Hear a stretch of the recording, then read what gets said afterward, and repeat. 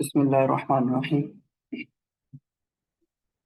الحمد لله رب العالمين، والصلاة والسلام على سيد الأنبياء والمرسلين وعلى آله وأصحابه أجمعين. سبحانك لا علم لنا إلا ما علمتنا إنك أنت العليم الحكيم. سبحانك لا فهم لنا إلا ما فهمتنا إنك أنت الجواد الكريم يا رب العالمين. قال الله سبحانه وتعالى في القرآن المجيد: قد أفلح من زكى. صدق الله العظيم. First of all, اللہ تعالیٰ کا اس بات پہ شکر ادا کرتا ہوں کہ اللہ تعالیٰ نے مجھے یہ موقع دیا خدمت کا کہ میں اس بڑے ہی اہم ٹاپک پہ کچھ روشنی ڈال سکوں، اور آپ سب کو بھی اس بات کی مبارکباد کہ آپ سب نے اپنا قیمتی وقت نکالا اللہ تعالیٰ کی بات سننے کے لیے۔ مجھے بڑی خوشی ہوئی یہ سن کے کہ رمضان کو پیوریفیکیشن کے ساتھ جو ہے جوڑ کے ایک ٹاپک سلیکٹ کیا گیا، کیونکہ اس وقت رمضان کے جو افطار، رمضان روزہ، افطاری، اعتکاف وغیرہ، ان سب کے فقہی پہلو پہ تو بہت زیادہ جائزہ لیا جا رہا تھا اور بہت زیادہ گفتگو ہوتی ہے ہر حوالے سے، اور غالباً اسی باتوں پہ بس تنقید ہوتی ہے کہ نماز، سحری کا وقت کب ختم ہوتا ہے، کب شروع ہوتے ہیں، تراویح 8 ہیں 20، لیکن جو اصلی مقصد، اصلی محور ہے جس مقصد کے اللہ تعالیٰ نے روزے مبارکہ فرض کیے گئے ہیں، فرمایا کہ لعلکم تتقون، تاکہ تقوی اختیار ہو، پرہیزگاری نصیب ہو۔ اس پہلو کو اجاگر بہت کم کیا جاتا ہے، تو یہ تو بہت اچھی بات ہے کہ رمضان کو اس پہلو سے بھی دیکھا جا رہا ہے۔ جہاں تک رمضان کا تعلق پیوریفیکیشن کے ساتھ ہے، تو میں نے پہلے بھی ذکر کیا کہ اللہ تعالیٰ نے قرآن میں بہت سی عبادات کا حکم دیا، لیکن سب کا مقصد بیان نہیں کیا کہ اس کا کیا مقصد ہے، لیکن اس کا ساتھ ساتھ بہت سے مقاصد میں سے ایک مقصد بھی ذکر کر دیا کہ اس کا حقیقی مقصد جو ہے وہ تقوی ہے۔ اب تقوی پرہیزگاری کو کہتے ہیں، اس کی اپنی امپورٹنس ہے، لیکن اس بات پہ تمام اسکالرس، تمام علماء، تمام جو مفسرین ہیں، محدثین ہیں، وہ اس بات میں متفق ہیں کہ تقوی پیوریفیکیشن، تزکیے بغیر نصیب نہیں ہو سکتا، اس بات پہ سارے متفق ہیں۔ اب تزکیہ کا اگر ذکر کیا جائے، سیلف پیوریفیکیشن کا جو ہمارا ٹاپک ہے، تو اس سے پہلے سیلف ریئلائزیشن بہت زیادہ ضروری ہے، مطلب انڈرسٹینڈنگ کہ سیلف ہے کیا بیسکلی، اس کو اقبال نے خود ہی کہا، اور مختلف جو سب سے پہلے دنیا میں جب سب سے پہلے ہوتے نو دا سیلف کے نام سے بات شروع ہوئی تھی، تو اس بات کو انڈرسٹینڈ کرنا ضروری ہے کہ سیلف ہے کیا۔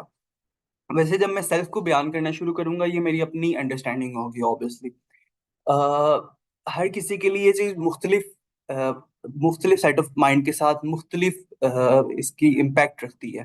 ہر انسان جب تنہائی میں خود کو انڈرسٹینڈ کرنے کی کوشش کرتا ہے، تو اوبیسلی ایک حد اس کا جو نتائج نکلتے ہیں، وہ جو ریئلائز کرتا ہے، وہ مختلف پہلو سے کر رہا ہوتا ہے، لیکن میں کوشش کروں گا میں صرف ان پہلوؤں کو اجاگر کروں جس پہ تمام لوگ متفق ہیں۔ اب سیلف ریئلائزیشن کی بھی اتنی امپورٹنس کیوں ہے، وہ ہمیں پتہ چلتی ہے قرآن کی اسی آیت سے جو اللہ تعالیٰ نے سورہ عنکبوت میں ارشاد فرمایا ہماری زندگی کا مقصد حیات، فرمایا ہے کہ اعوذ باللہ من الشیطان الرجیم وما خلقت الجن والانس الا لیعبدون۔ اب اس کا ترجمہ کیا گیا کہ اللہ لیعرفون، کیونکہ عبادت کا مقصد بھی اللہ تعالیٰ کی معرفت ہے، اور اللہ تعالیٰ نے اس دنیا میں انسان کو بھیجا ہی اس لیے ہے تاکہ اپنی ذات کی پہچان کروا سکے، اپنے آپ کو منوا سکے۔ اسی لیے تمام انبیاء مبعوث ہوئے، اسی لیے کتابوں کو نزول ہوا، تاکہ اللہ تعالیٰ اپنی پہچان کرا سکے۔ وما خلقت الجن والانس الا لیعبدون، یعنی الا لیعرفون۔ اور معرفت کیسے حاصل ہوتی ہے اس بارے میں بھی بتایا گیا کہ من عرف نفسہ فقد عرف ربہ، کہ جس نے اپنے آپ کو پہچان لیا گویا اس نے اپنے رب کو پہچان لیا۔ سو سیلف ریئلائزیشن اتنی ضروری ہے۔ اب جب سیلف ریئلائزیشن ہے تو یہ دونوں سطح پہ ہے، یہ ظاہری زندگی میں بھی ہے اور باطنی زندگی میں بھی ہے۔ اب ظاہری حیات میں تو ہم بہت زیادہ ریئلائز کرتے ہیں، جس کو اللہ تعالیٰ نے ارشاد فرمایا نا کہ سنریہم آیاتنا فی الآفاق وفی انفسہم، کہ اپنے نفس میں بھی اور آفاق میں بھی۔ اب جب باہر کی دنیا کی بات کرتے ہیں تو یہ پہاڑ، چرند پرند، آسمان، سارا کچھ جو ہے یہ اللہ تعالیٰ کی وحدانیت کی طرف اشارہ کرتے ہیں، اور آپ لوگ ہی میرے سے زیادہ بہتر جانتے ہیں۔ اس چیز کو، کیونکہ آپ کے تو بیسکلی آرگنائزیشن اور گروپ بھی اس کو ڈیل کرتا ہے نا، آپ اچھی طرح میں سے ایکسپلین کر سکتے ہیں. جہاں سے ہمارے انفس کی بات ہے، انفس میں دو پارٹ ہیں، ایک ظاہری ہے اور ایک باطنی ہے. ظاہری پہلو میں ہمارے جتنے بھی آرگنز ہیں، ہمارا جتنے بھی کریکٹرسٹک ہے، ایموشنز ہے، ہمارے افعال ہیں، یہ سارے ہم الٹیمیٹلی یہ اللہ تعالیٰ کی طرف ہی اشارہ کر رہے ہوتے ہیں، ہم انڈرسٹینڈ کریں یا نہ کریں. یہ صرف سوچنے کا زاویہ ہے جو انسان کے پہلو کو تبدیل کر دیتا ہے، لیکن ہمارے اپنی جو ظاہری حیات بھی ہے، ہمارا دل جو اس کی پمپنگ سے لے کے کڈنی کی بلڈ فلٹریشن تک، ہمارے آئی سائٹیشن سے لے کے ہمارے کی کانوں کی سماعت تک، ہر چیز اللہ تعالیٰ کی طرف، اللہ تعالیٰ کی معرفت کی طرف اشارہ کر رہی ہوتی ہے. لیکن ہمارے ٹاپک سے تھوڑا تھوڑا بڑھ کے ہے، ہٹ کے ہے. ہمارا ٹاپک ہے باطنی اصلاح، کہ باطنی پیوریفیکیشن کیسے ہو سکتی ہے، تطہیر کیسے حاصل ہو سکتی ہے. اب تطہیر کیسے حاصل ہو سکتی ہے، اس سے پہلے تھوڑی سی امپورٹنس واضح کر دوں گا، جبکہ میری تو یہ بالکل حسن ظن ہے اس بات پہ کہ آپ سب کو امپورٹنس اس کی واضح ہے، تبھی آپ لوگوں نے میٹنگ جوائن کی ہوئی ہے. اس کی امپورٹنس صرف میرے خیال سے اس بات سے ہی واضح ہو سکتی ہے، ویسے تو بہت جگہ پہ اللہ تعالیٰ نے قرآن میں ارشاد فرمایا اور نبی کریم صلی اللہ علیہ وسلم کی حدیث میں موجود ہے کہ جو قرآن میں سب سے زیادہ اللہ تعالیٰ نے قسمیں کھائی ہوئی ہیں وہ سورۃ الشمس میں ہیں. اگر ہم الگ الگ کر کے دیکھیں تو 13 قسمیں، اور اگر ہم کولیکٹیولی دیکھیں تو 11 قسمیں یا 9 قسمیں اللہ تعالیٰ ارشاد فرماتا ہے. اور اس کے بعد جو بات ارشاد فرماتا ہے کہ قد افلح من زکاہا، جس نے تزکیہ کیا اپنے نفس کا وہ فلاح پا گیا. اب یہ اتنی امپورٹنٹ تھی تبھی اللہ تعالیٰ نے قرآن میں سب سے زیادہ کنسسٹنٹلی قسم کھانے کے بعد یہ بات ارشاد فرمائی ہے. یہ اس کی امپورٹنس میرے خیال سے اگر میں یہی بات واضح کر یہی بات دلیل دے دوں تو میرے خیال سے ہم ٹاپک کی طرف جا سکتے ہیں. ایک اور بات سن سکتے ہیں. نبی کریم صلی اللہ علیہ وسلم نے ارشاد فرمایا ہے کہ انسان کے جسم میں ایک گوشت کا لوتھڑا ہے، اگر وہ صحیح ہے تو سب کچھ صحیح ہے، اگر وہ خراب ہے تو سب کچھ خراب ہے. حدیث کا مفہوم ہے. اور فرمایا کہ الا وہی القلب، اور خبردار سن لو کہ وہ دل ہے. دل بھی قرآن عربی میں 2 جگہ میں استعمال ہوتا ہے، ایک فواد کہتے ہیں، دوسرا قلب کہتے ہیں. جو ہمارا جو ظاہری دل ہے نا، اس کو فواد کہتے ہیں عربی میں. جو قلب ہے نا، یہ لطیفہ ہے بیسیکلی. اب یہیں سے ہم جاتے ہیں اپنے ٹاپک کی طرف. Self realisation first of all, تو کہ ہمارا باطن کس طرح سے تقسیم ہے. جس طرح اللہ تعالیٰ نے ہمارے ظاہری حواس بنائے، ہمیں دیکھنے کی قوت عطا فرمائی، قوت سماعت دی ہے، بولنے کی قوت دی ہے، ہمیں مس کرنے کی دی ہے، ذائقہ دی ہے، اس طرح اللہ تعالیٰ نے کچھ ہمیں باطن کے بھی لوازمات دی ہیں جس کو لطائف کہا جاتا ہے. اس ورڈ سے کوئی اختلاف بھی کر سکتے ہیں، لیکن اس کو لطائف کہتے ہیں بہت زیادہ. جو باطنی، آپ صوفیاء کہہ لیں ان کو، یعنی جتنے بھی اسلامک اسکالر ہیں ان کو لطائف کہا ہے اس کو. اب لطائف اگر ہم موٹے موٹے دیکھیں نا تو وہ 4 5 ہیں. ایک قلب ہے جس کو ہم اردو میں دل کہہ رہے ہیں، ویسے دل تو صحیح نہیں ہے، اس کو قلب ہی رکھتے ہیں ہم. دوسرا ہمارا نفس ہے، تیسری عقل ہے، اور چوتھے ہماری یہ جوارے ہیں سارے. اب جو میں اگلی بات کہنے جا رہا ہوں، ویسے تو یہ کوئی قرآن یا حدیث میں لکھی نہیں ہے، لیکن یہ صرف ایک سمجھے آپ کے ڈیمانسٹریشن ہے، صرف فنکشنالٹی سمجھانے کے لیے کہ نفس کا فنکشن کیا ہے، عقل کیا رول پلے کرتی ہے، ہمارا دل جو ہے وہ کتنی اہمیت رکھتا ہے، اور ہمارے جوارے جو ہیں یہ کیسے کام کرتے ہیں. آپ اس طرح انڈرسٹینڈ کریں کہ جو دل ہے نا یہ کنگ ہے، اور ہمارا یہ جو جسم ہے نا، ظاہری جسم، یہ کنگڈم ہے. اب کنگ کا حکم چلتا ہے کنگڈم پہ. جو نفس ہے اور جو عقل ہے نا، یہ دونوں اس کی مشیر ہیں، ایڈوائزرز. فیصلہ کرتا ہے کنگ. نفس کے اندر خواہش ابھرتی ہے، یا آپ کہیں وہ کچھ کرنا چاہتا ہے، تمنا ہوئی آتی ہے اس کی. عقل اس کو علمی جامہ پہناتا ہے اور کنگ یعنی کہ دل کے سامنے رکھتا ہے کہ اس طرح ہونا چاہیے. اکارڈنگلی کنگ جو ہے دل، وہ حکم نافذ کرتا ہے کہ ان جوارے کے اوپر، یعنی کہ آنکھ، کان، زبان، ہاتھ، پیر، اور جتنے بھی سارے ہیں، کہ ان کے اوپر عمل دینا پڑتی ہے، فیصلہ دل کا ہوتا ہے. یہاں پہ تھوڑی سی میں کنفیوژن بھی دور کر دوں. ویسے تو ہمارا ریشنلی پروف کرنا تو ضروری نہیں ہے، لیکن آئی تھنک سو کسی کے ذہن میں ہے کہ کنٹرول تو برین کر رہا ہوتا ہے، تو دل ہمارا کہاں سے آ گیا. تو اس بات میں کہ اللہ تعالیٰ نے جو ارشاد فرمایا ہے قرآن میں، وہ عقل والوں کے لیے عقل کا تعلق، سوچنے کا تعلق یہ قلب کا اللہ تعالیٰ نے قرآن میں شاید فرمایا ہوا ہے، وہاں پہ دماغ کا ذکر نہیں ہوا ہوا کہ ہمارا دل سوچتا ہے. اچھا اس کی ایک اور بھی دلیل اگر میں نقلی دلائل کی طرف نہ جاؤں، عقلی دلائل تھوڑے سے دے دوں، تو ہم اس طرح بھی انڈرسٹینڈ کر سکتے ہیں کہ ہم کئی دفعہ عقل میں عقلی طور پہ چیز کو سمجھ رہے ہوتے ہیں کہ اس کے یہ نقصانات ہیں، میں کروں گا تو مجھے یہ نقصان پہنچے گا، اس کے باوجود ہم وہ چیز کر رہے ہوتے ہیں اور یہ جملہ بولتے ہیں کہ دل کر رہا ہے، میرا دل چاہ رہا ہے. یہ ہم سب انڈرسٹینڈ کرتے ہیں کہ عقلی طور پہ ہم سیٹسفائی ہوتے ہیں کہ جو میرا عمل کرنے جا رہا ہوں یہ غلط ہے، یہ عمل جو کرنے جا رہا ہوں یہ صحیح ہے، لیکن اس کے باوجود ہم کہتے ہیں یار دل چاہ رہا ہے، میرا کرنے کو دل چاہ رہا ہے.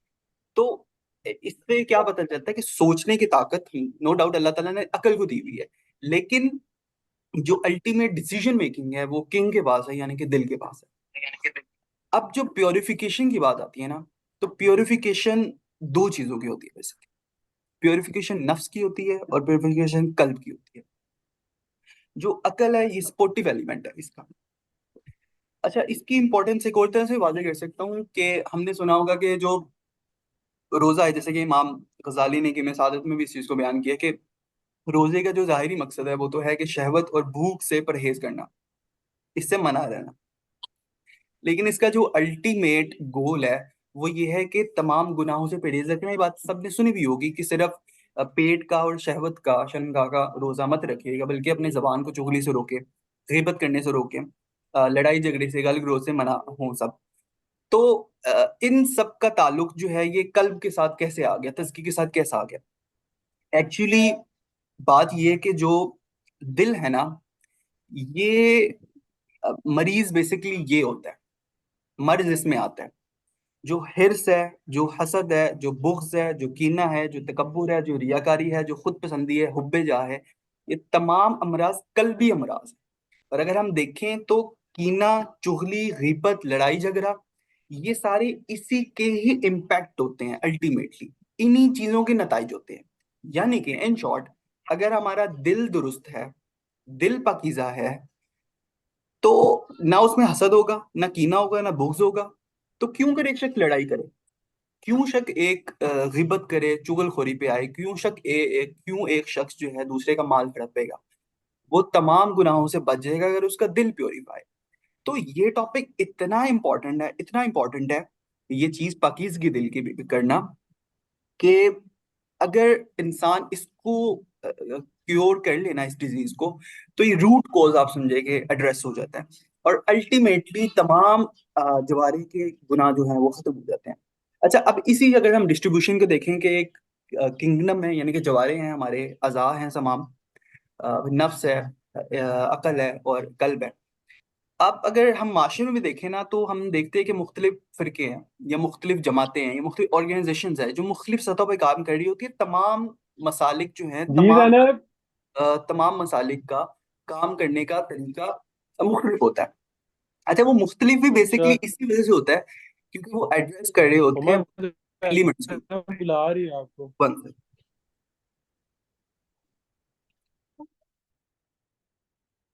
وہ بیسکلی ایڈریس کر رہے ہوتے ہیں مختلف جو اللہ تعالیٰ نے ہمیں حص فراہم کیے ان کو. فار ایگزامپل ہمارے جوارے ہیں، یعنی کہ پارٹس آف باڈی ہیں. بہت سی جماعتیں ایسی ہیں، بہت سی آرگنائزیشن ایسی ہیں جو صرف اس کو ایڈریس کر رہی ہوتی ہیں. کیسے؟ آپ نے دیکھا ہوگا کہ بہت سی جماعتیں اس بات کی علمبردار ہوتی ہے کہ اسلام کا نظام نافذ ہوگا، قانون اسلامی ہوگا، economic system Islamic economic system آئے گا اور اس طرح کی باقی چیزیں. وہ بیسکلی جوارے کو کنٹرول کر رہی ہوتی. وہ کہتی ہیں ہمارا غرض نہیں ہے اس بات سے کہ نفس کے اندر خواہش آ رہی ہے کہ نہیں آ رہی، ہمارے غرض نہیں اس بات سے کہ دل جو ہے یہ دل مریض ہے یا دل منیب ہے یا دل شہید ہے یا دل غلیظ ہے. یہ ساری میں نے ٹرم جو استعمال کی ہیں بیسکلی اللہ نے قرآن میں ہی کی ہے. میں بیسکلی نقلی دلائل کی طرف اس لیے نہیں جا رہا کیونکہ تاکہ ہم پریکٹیکل اسپیکٹ سے چیزوں کو دیکھ سکیں. تو ان کو اس چیز سے غرض نہیں ہوتا کہ ایک شخص جو ہے وہ ایک اچھا مانتا ہے برا مانتا ہے کہ نہیں، ایک شخص ایماندار ہے کہ ایماندار نہیں ہے. وہ کہتے ہیں اسلام کا نظام نافذ ہونا چاہیے. وہ جوارے کو ایڈریس کر رہے ہوتے ہیں اینڈ وہ بالکل اپنی جگہ بالکل صحیح کام کر رہے ہیں کیونکہ یہ بھی ایک طریقہ ہے مقصودات کو حاصل کرنے کا. کیونکہ اگر نظام سپورٹیو ہوگا تبھی ایک شخص انڈیویجولی اللہ کی پہچان حاصل کر سکتا ہے. لیکن دوسرے کہتے ہیں کہ ہمیں اس بات سے غرض نہیں ہے کہ نظام کیسے کہ نہیں، پہلے عقل پہ فوکس کرنا ہے، یعنی کہ ایک شخص کو صحیح اور برے کا اچھی طرح پتہ ہونا ضروری ہے. ایڈریس ہم نے کرنا ہے جتنے بھی باقی قوتیں ہیں، جتنے بھی ازمز ہیں، فیمنزم، لبرلزم، سیکولرزم، فلاں فلاں فلاں، ہم نے ان کو ایڈریس کرنا ہے. کیونکہ اگر یہ کنفیوژن دور ہو جائیں گی تو ایک شخص خود سے پہچان سکتا ہے کون سا نظام اچھا ہے، کون سا نظام غلط ہے. اور نظام نام تو انسانوں کا ہی ہے. اگر انسان صحیح ہے تو اسلامک نظام ہے، انسان ہی خراب ہے جتنا بڑی نظام اچھا ہو تو کیا فائدہ اس کا. اور جیسے کہ حمزہ بھائی کے آئیسپ ہے تو وہ بھی یہی کام کر رہی ہے، الٹیمیٹلی عقل کو وہ ہٹ کرتی ہے، ویسے کہ ریشنلی چیزوں کو لے کے چلتی ہے. پھر اس سے ہٹ کے کچھ لوگ کام کر رہے ہوتے ہیں کہ وہ کہتے ہیں کہ ہمیں نہ عقل سے غرض ہے نہ جوارے سے، ہم نے کرنا ہے خواہشات پہ کام، یعنی کہ نفس کے اوپر کام کرنا ہے. یعنی کہ ہم نے تزکیے کے اوپر توجہ دینی ہے کہ انسان کی جو خواہشات ہیں نا، یا تو اس کو ختم کر دیا جائے، یا تو اس کو پیوریفائی کیا جائے، یا اس کو مسلمان کر دیں، اس کو ٹوپی پہنا دیں، اس کو داڑھی رکھوا دیں کہ وہ پازیٹیو وے میں استعمال ہو اس کی ہی خواہشات. پھر اس سے آگے چل کے کچھ لوگ کہتے ہیں کہ ہم نے ڈائریکٹلی دل پہ کام کرنا ہے. دل ہمارا جو ہے وہ مخاطب ہے. اگر ہم نے دل کو صحیح کر لیا، کنگ ہمارے قابو میں ہے، تو آٹومیٹکلی ساری کنگڈم جو ہے وہ اسی کے تابع رہ کے کام کرے گی. مشیر کی کیا مجال کی وہ جتنے بھی غلط ایڈوائس دیں، اگر دل ہی اس کو ماننا نہیں چاہ رہا تو کیوں کر جو ہے غلط ڈیسیژن میکنگ ہو. تو میں بس اتنی سی بات کرنا چاہوں گا کہ یہاں پہ ڈسکلیمر دے کے کہ یہ لوگ جس جس سطح پہ کام کر رہے ہیں سارے ہی اپنی جگہ امپورٹنس رکھتے ہیں. ہم کسی ایک کو بھی نگیٹ نہیں کر سکتے کہ جو جوارے پہ کام کریں، جو سسٹم پہ کام کریں، فضول کام ہے. ایسا نہیں ہونا چاہیے. اگر سسٹم آ گیا اور لوگ ہی صحیح نہیں ہے، پیوریفیکیشن لوگوں کی انر سیلف کلین نہیں ہے تو فائدہ کیا؟ ایسا نہیں ہے. جو لوگ عقل پہ کام کرے، میں کہوں یار عقل کی کیا ضرورت ہے جب سیلف پیوریفیکیشن ہوگی ہے تو کس کو کیا غرض ہے کہ اس بات سے کہ تراویح کی رکعت کتنی ہے کتنی نہیں ہے، جب اس کا مقصود ہی اللہ کی ذات کے ساتھ تعلق رکھنا ہے تو وہ تو چاہے گا میں 30 پڑھوں 40 پڑھ لوں، تو وہ تو زیادہ صحیح بات کرنے پہ جائے گا. تو اس بات سے کیا غرض ہے؟ ایسا نہیں ہے. ہم جو کام کر رہے ہیں جس سطح پہ کر رہے ہیں بالکل زبردست کر. اب جب ہم پیوریفیکیشن کی بات پہ آتے ہیں تو پیوریفیکیشن میں نے جیسے پہلے عرض کیا کہ دو طرح سے ہم کہہ سکتے ہیں. ایک نفس کا تزکیہ ہوتا ہے اور دوسرا دل کی اصلاح ہوتی ہے.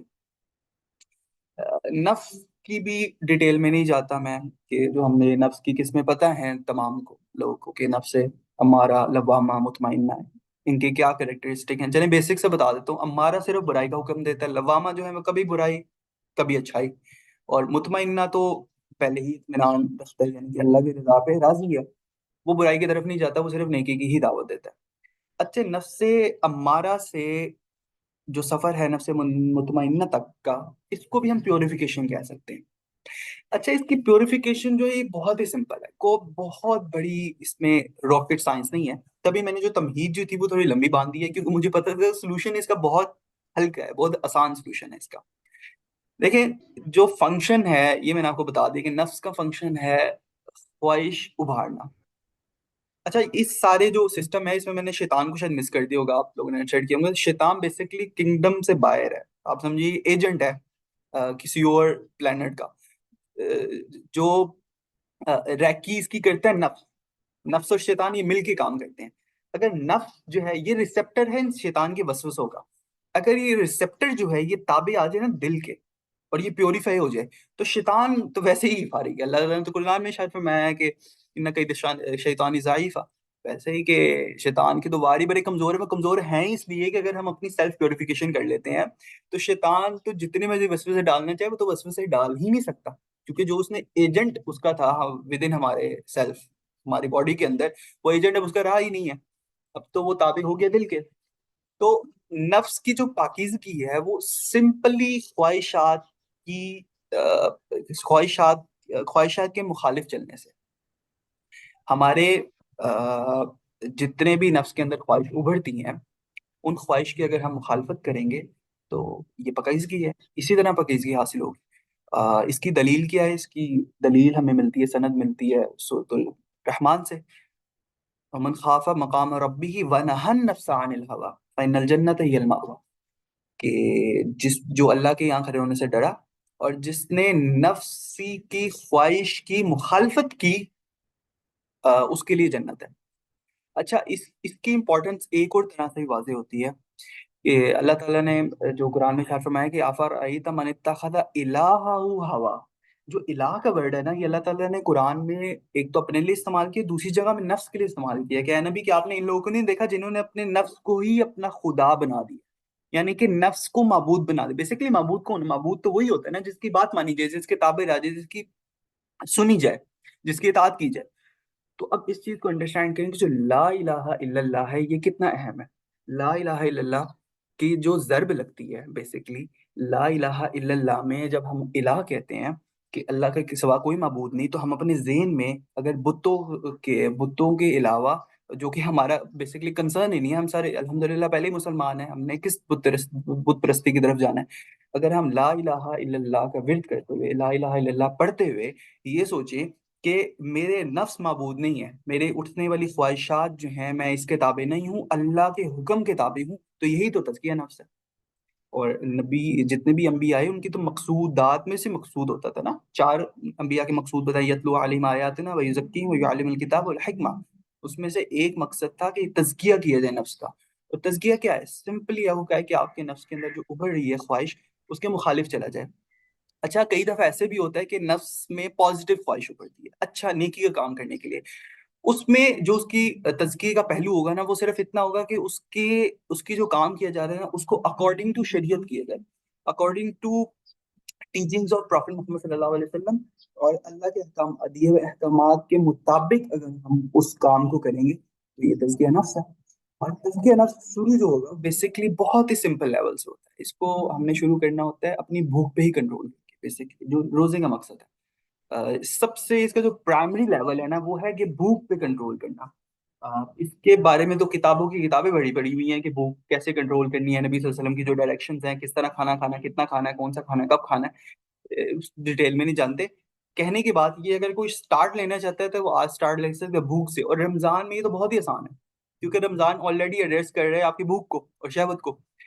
اب ان جو شہوات ہیں، ان جو ہمارا ٹائم لمیٹیشن ختم ہو جاتی ہے افطاری کے بعد، بیسیکلی ٹیسٹ وہاں سے شروع ہوتے ہیں۔ ہم سمجھے کہ رمضان میں روزہ شروع ہوا سحری سے لے کے افطاری تک، تب تک ہم اللہ کے احکام کے پابند ہیں، نہیں، احکام کے پابند تو بیسیکلی ہم بعد میں زیادہ شروع ہوتے ہیں، جب اللہ کہتے ہیں اب تمہیں آزادی دی ہے، اب دیکھو کیا ہوتا ہے دوبارہ۔ تو وہ جو سیلف کنٹرول کی ایک ایکسرسائز ہوئی ہوتی ہے، اس کو ایکچولی امپلیمنٹیشن افطاری کے وقت ہی ہوتی ہے اس کی۔ تو اگر ہم کامیاب ہیں اپنی بھوک پہ کنٹرول کرنے کے، تو الٹیمیٹلی زبان ہمارے قابو میں ہے۔ ہم ہماری آنکھ جب کسی جمیل منظر کو دیکھنا چاہے گی، جو کہ شریعت نے منع کیا ہے، آنکھ کو بھی کنٹرول کر سکتے ہیں، اپنے کانوں کو کنٹرول کر سکتے ہیں، اور جو ہمارے ظاہری جتنے بھی جوارے ہیں، یہ جب نفس کی خواہشات ہمارے نفس کنٹرول میں آ جائے گا، تو یہ آٹومیٹکلی جوارے ہمارے کنٹرول میں آ جائیں گے، ہمارے کان، آنکھ، ناک، زبان، یہ سارے کنٹرول میں۔ جب یہ سارے کنٹرول میں آئیں گے تو بتائیں گناہ ہوگا کہاں سے؟ گناہ تو ہو ہی نہیں سکتا، گناہ ممکن نہیں ہے۔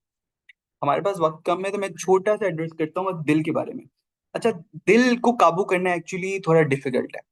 نفس کا میں نے آپ کو بتایا کہ سمپل ہے کہ آپ نے خواہش کے مخالف چلنا ہے، اور الٹیمیٹلی انسان مقصد تک پہنچ بھی سکتا ہے، یہاں تک بھی سمپلی نفس کو پکیزہ کر کے۔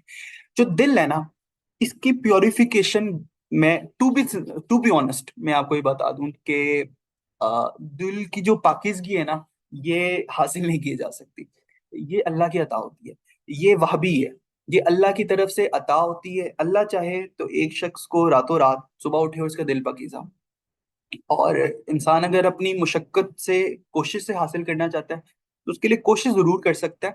اس کے لیے سب سے پہلی جو کوشش ہے وہ کوشش ہو سکتی ہے رمضان میں ہی۔ رمضان کو اہمیت سب کو پتہ ہے نا، کہ رمضان کی اہمیت اس لیے حاصل ہے کیونکہ اس میں قرآن نازل ہوا تھا، اور قرآن کے ہی بارے میں اللہ ارشاد فرماتا ہے کہ یہ شفا ہے اس چیز کے لیے جو سینوں میں ہے۔ تو قرآن کی تلاوت کرنا انسان کی دل کی پاکیزگی کا باعث بن سکتا ہے۔ اسی طرح اللہ کے افعال پہ، اللہ کے صفات پہ غور کرنا، اور اللہ تعالیٰ کو ہر دم موجود پانا، اللہ تعالیٰ کی موجودگی، اپنے آپ کو اللہ کی معیت میں سمجھنا۔ جو صبر کے والوں کے بارے میں فرمایا نا کہ ان اللہ مع الصابرین، صبر کرنے والوں کے ساتھ ہے، اللہ تعالیٰ کو اپنے ساتھ پانا، یہ بھی دل کی پاکیزگی کا ایک سبب بن سکتا ہے۔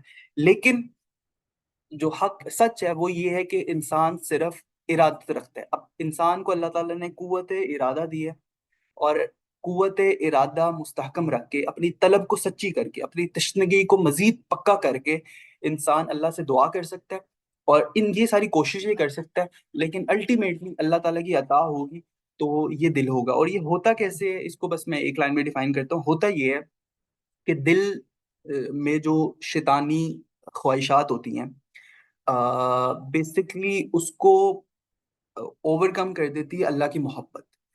اللہ کی محبت جب اوور کم کرتی ہے نا اس کو، تو انسان کے دل پاکیزہ ہو جاتا ہے، اور آٹومیٹکلی سارا کا سارا جسم جو ہوتا ہے انسان کے دل کے تابع ہو جاتا ہے. اور اللہ تعالیٰ کی محبت جو ہے یہ کیسے حاصل ہوتی ہے؟ اللہ تعالیٰ نے خود ہی ارشاد فرمایا ہوا ہے کہ میرے نبی کے اطاعت کرو، اللہ تعالیٰ خود آپ سے محبت فرمائیں گے. تو نبی کی اطاعت جو ہے وہ بیسکلی نفس کی مخالفت ہی ہوتی ہے. تو کان ادھر سے پکڑیں ادھر سے پکڑیں، سمپلی صرف نبی صلی اللہ علیہ وسلم کی پیروی ہے جو انسان کے نفس کے تزکیے کا باعث بن سکتی ہے. باقی کتابوں کی کتابیں بڑی پڑی ہوئی ہیں، انس، ہیبت، فقر، فنا، اور بہت سے ٹاپکس ہیں، بہت سے طریقے بزرگان دین نے لکھے ہیں کہ ایسے کر سکتے ہیں ایسے کر سکتے ہیں. لیکن صرف فنکشنالٹی کو اگر ہم انڈرسٹینڈ کر لیں تو آئی تھنک سو کہ ہم اس بارے میں کامیاب رہ سکتے ہیں. جزاکم اللہ خیر. کوئی میسج آیا میں پڑھ لیتا ہوں، میں بھی شاید کوشچن ہو. دل کی ہر خواہش نفس کی خواہش ہے، ان دونوں کا ڈفرنس کیا ہے؟ میں نے جیسے پہلے عرض کیا، شاید اس وقت آپ جوائن نہیں کیا ہوگا، کہ دل جو نفس ہے نا، نفس ڈیسیجن میکر نہیں ہے. بیسیکلی نفس ایک خواہش کر سکتا ہے لیکن ڈیسیجن الٹیمیٹلی دل نے کرنا ہوتا ہے. دل پاکیزہ ہوگا نا، دل دل اللہ کی محبت سے بھرا ہوگا، تو نفس کے اندر جتنی مرضی بری خواہشات ابھرتی رہیں، جتنی مرضی بری خواہشات ابھرتی رہیں، دل کو فرق نہیں پڑے گا اس چیز سے. دل کہے گا بھائی میں تو اللہ کی محبت چاہتا ہوں، میں تو اللہ تعالیٰ کے ساتھ وصال چاہتا ہوں، میں تو چاہتے نہیں کہ اللہ تعالیٰ کی ناراضگی مول لوں، میں اللہ تعالیٰ کی رضا میں ہی راضی ہوں. اب دیکھیں نا، جو شوق ہے، جو ارادت ہے، جو ذوق ہے، یا جو غلاظت ہے دل کا، نبی صلی اللہ علیہ وسلم کی فرمایا کہ فَإِن كُنتَ غَلِيظَ الْقَلْبِ لَانفَضُّوا مِنْ حَوْلِكَ، کہ اگر آپ غلیظ قلب کے ہوتے تو آپ کے ارد گرد نہ آتا ہی ہے. تو یہ ساری صفات دل کی ہیں. تو دل اگر اللہ کی محبت کا جام پیا ہوگا دل نے، تو اس کے بعد نفس جتنے مرضی خواہشات ابھارتا رہے. اس لیے ہم بیسکلی کسی کے بارے میں ججمنٹل بھی نہیں ہو سکتے. اگر ہمیں کسی کے بارے میں نظر آتا ہے نا کہ یار اس کے اندر بہت بری خواہشات آتی ہیں، یہ الٹی سیدھی سوچی سوچتا رہتا ہے، still we can make any judgement against ہم کہ وہ شخص پھر بھی اس کا دل اللہ کی محبت سے خالی ہے کہ نہیں ہے. کیونکہ انسان کے نفس میں، یہ انسان اپنے بارے میں سوچ سکتا ہے کہ انسان کے نفس میں بری خواہشات آنا اس بات کی علامت نہیں ہے کہ انسان کا دل جو ہے وہ بھی غلیظ ہے، انسان کا دل بھی مریض ہے. یہ دونوں چیزیں ڈفرنٹ ہی ہیں.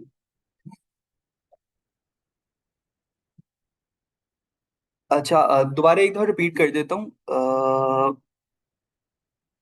نفس اور ان کے بارے میں کیا ہے. ویسے تو میٹنگ ریکارڈ کی جا رہی ہے، میں شیئر کر دوں گا تو آپ سن بھی سکتے ہیں. دل کنگ ہے، جو نفس اور عقل ہے نا یہ مشیر ہے، اور جو ہمارے جوارے ہیں پارٹس آف باڈی، یہ کنگڈم ہے. یہ صرف انڈرسٹینڈنگ کے لیے، فنکشنالٹی سمجھانے کے لیے بتایا جا رہا ہے.